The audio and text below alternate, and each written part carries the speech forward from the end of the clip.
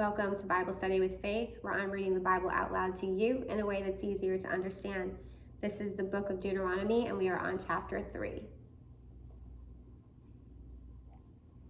Next, we turned and went up along the road toward Bashan. And Og, king of Bashan, with his whole army marched out to meet us in battle at Adri. The Lord said to me, "Don't be afraid of him, for I have delivered him into your hands, along with his whole army and his land. Do to him what you did to Sihon, king of the Amorites, who reigned in Heshbon." So the Lord our God also gave into our hands Og, king of Bashan, and all his army.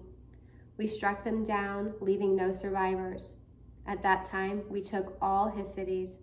There was not one of the 60 cities that we did not take from them.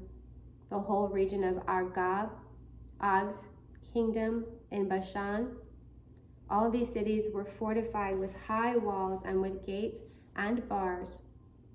And there were also a great many unwalled villages.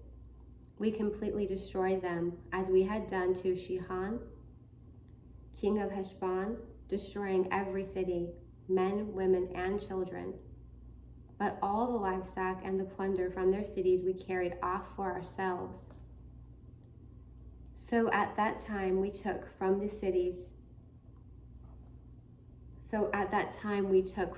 two kings of the Amorites the territory east of the Jordan, from the Arnon Gorge as far as Mount Hermon.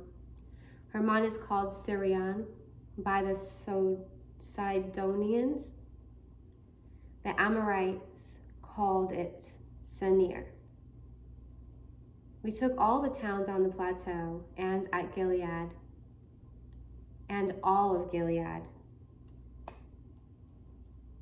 and all Bashan as far as Selkah and Adri, towns of Og's kingdom in Bashan. Og, king of Bashan, was the last of the Rephaites. His bed was decorated with iron and was more than 9 cubits long and 4 cubits wide. It is still in Rabbah of the Ammonites. Of the land that we took over at that time, I gave the Reubenites and the Gadites, the territory north of Arar by the Arnon Gorge, including half the hill country of Gilead, together with its towns, the rest of Gilead, and also all of Bashan, the kingdom of Og, I gave to the half-tribe of Manasseh. The whole region of Argob in Bashan used to be known as a land of Rephaites. Jair, a descendant of Manasseh, took the whole region of Argob as far as the border of Geshurites and the Maccathites. It was named after him, so that to this day Bashan is called Hovath Jair, and gave Gilead to Machir. But to the Reubenites and the Gadites I gave the territory extending from Gilead down to the Arnon Gorge, the middle of the gorge being the border, and out to the Jabbok River, which is the border of the Ammonites. Its western border was the Jordan and the Arabah, from Kinnereth to the Sea of Arabah, that is the Dead Sea, below the slopes of Pisgah. I commanded you at that time, the Lord said, the Lord your God has given you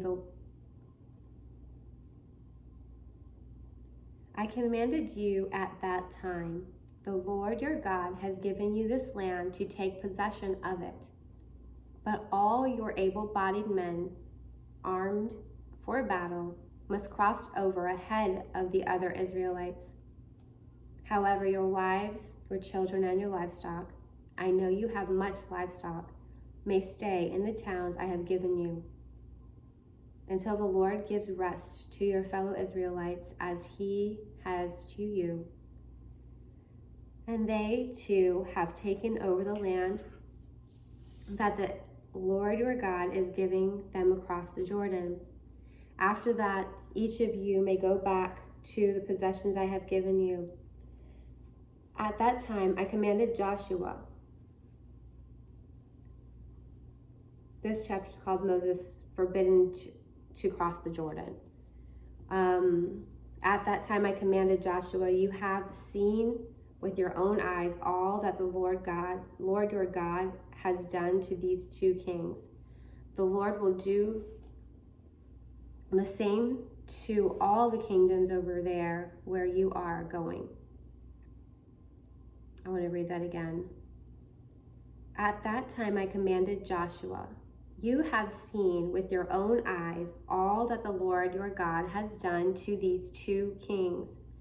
The Lord will do the same to all the kingdoms over there where you are. Do not be afraid of them. The Lord your God himself will fight for you.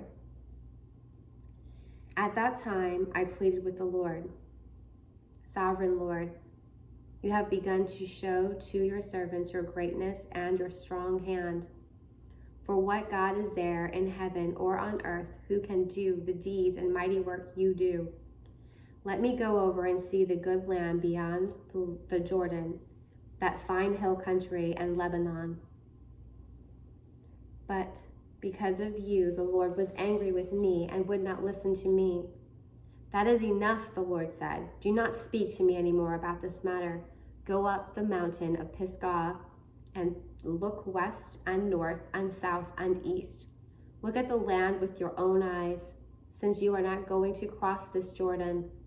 But commission Joshua and encourage and strengthen him, for he will lead this people across and will cause them to inherit the land that you will see. So we stayed in the valley near Beth Peor.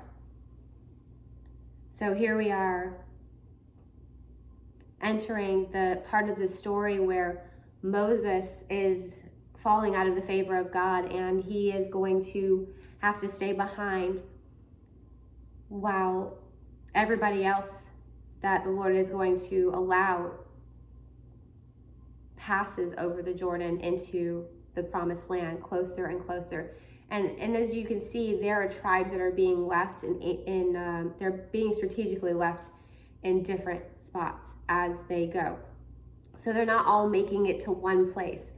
They all have their own spots that they have to stay and become more numerous in that land.